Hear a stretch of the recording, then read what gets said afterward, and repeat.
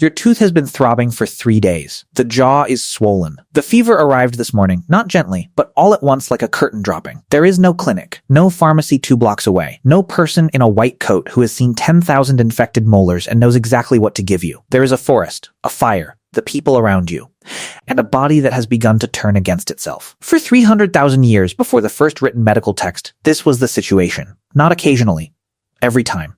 So, what did early humans actually do when disease, injury, or infection took hold? And how did any of them survive long enough for the species to still be here? The answer is not what most people expect. Everyone assumes that prehistoric medicine was either non-existent or purely spiritual, dancing around a fire, hoping a god noticed. The truth is that by 60,000 years ago, Neanderthals were already selecting specific plants with known analgesic and antimicrobial properties. And here's the evidence: the calcified dental plaque of a Neanderthal individual found at El Sidrón Cave in northern Spain. Analyzed in 2017 by researchers at the Max Planck Institute for Evolutionary Anthropology in Leipzig, contained residues of yarrow, groundsel, and chamomile, none of which are calorie-rich foods. Yarrow reduces fever and slows bleeding. Chamomile has documented anti-inflammatory compounds. Groundsel has been used in wound care across dozens of unconnected cultures.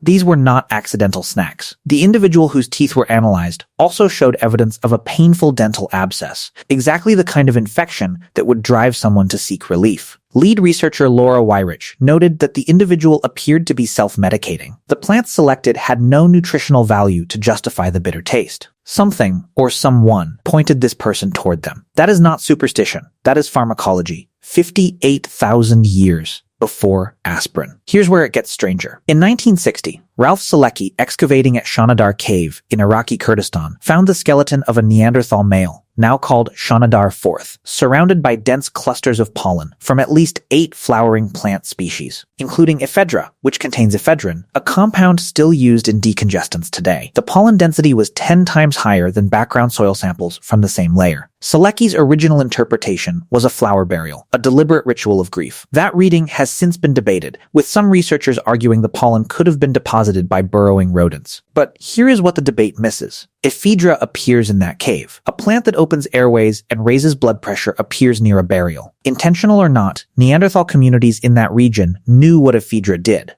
The compound works. They were using it. The body of evidence across multiple Neanderthal sites now suggests not random plant contact, but repeated, selective, purposeful use of specific species, a pattern that archaeobotanist Danny Nadel has described as consistent with a transmitted knowledge system, not individual accident. Knowledge was being passed down. Someone was teaching.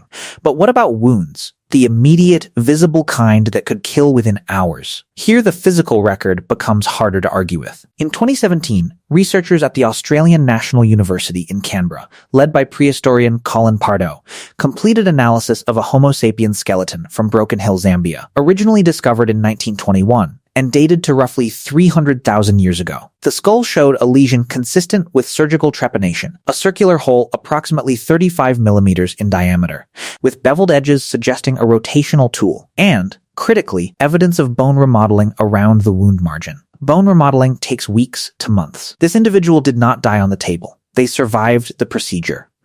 Someone drilled a hole into a living person's skull 300,000 years ago, and the patient lived. Trepanation appears across at least 107 prehistoric sites worldwide, on every inhabited continent except Antarctica, dating from 6500 BC all the way back to the Neolithic. A 2018 review in the Journal of Neurosurgery surveyed 199 trepanned skulls from pre-Columbian South America alone, and found survival rates approaching 70% based on bone healing evidence. That number sits comfortably above the survival rates of brain surgery in 18th century European hospitals. Prehistory was not a time before medicine. It was a time before documentation. So what about infection? The invisible killer that antibiotics now make almost forgettable. This is where the twist cuts deepest.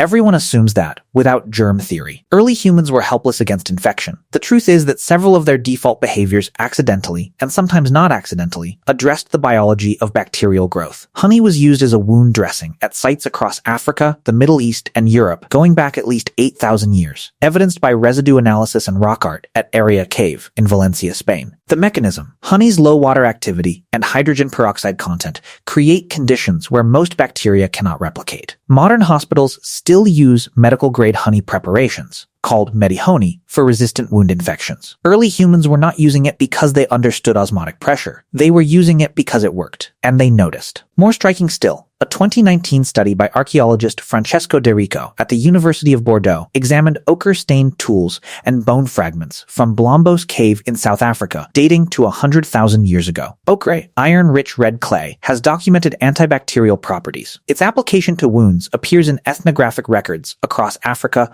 Australia, and the Americas and cultures with no documented contact with each other. 3 continents. 0 shared language. The same substance on wounds. That is not coincidence. That is convergent discovery. Multiple groups of humans independently finding that the red earth stopped infections. But here is the deepest layer, and the one that gets left out of almost every account. The real pharmaceutical shelf was social. Cortisol, the body's primary stress hormone, suppresses immune function. Chronic isolation elevates cortisol. Sustained social connection lowers it. A sick person held within a group, tended to, spoken to, touched, not as spiritual ritual, but as basic social behavior, was receiving a genuine physiological intervention. Researcher John Cacioppo at the University of Chicago spent 2 decades, from the 1990s through 2018, documenting the immune consequences of loneliness. His work, synthesized in the 2008 book Loneliness, Human Nature and the Need for Social Connection, showed that isolated individuals have measurably higher inflammatory markers, C-reactive protein,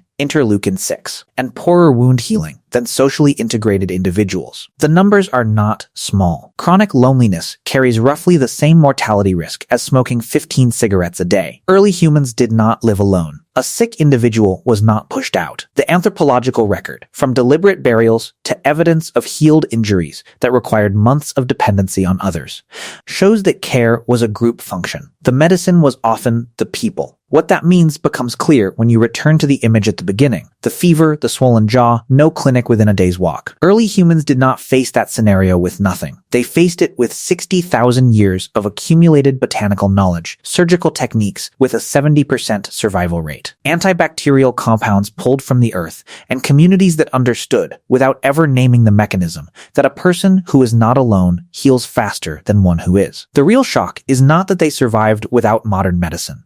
The real shock is that the thing they had, which we have quietly dismantled, may have been the most powerful medicine of all. We did not build healthcare. We replaced something that was already there.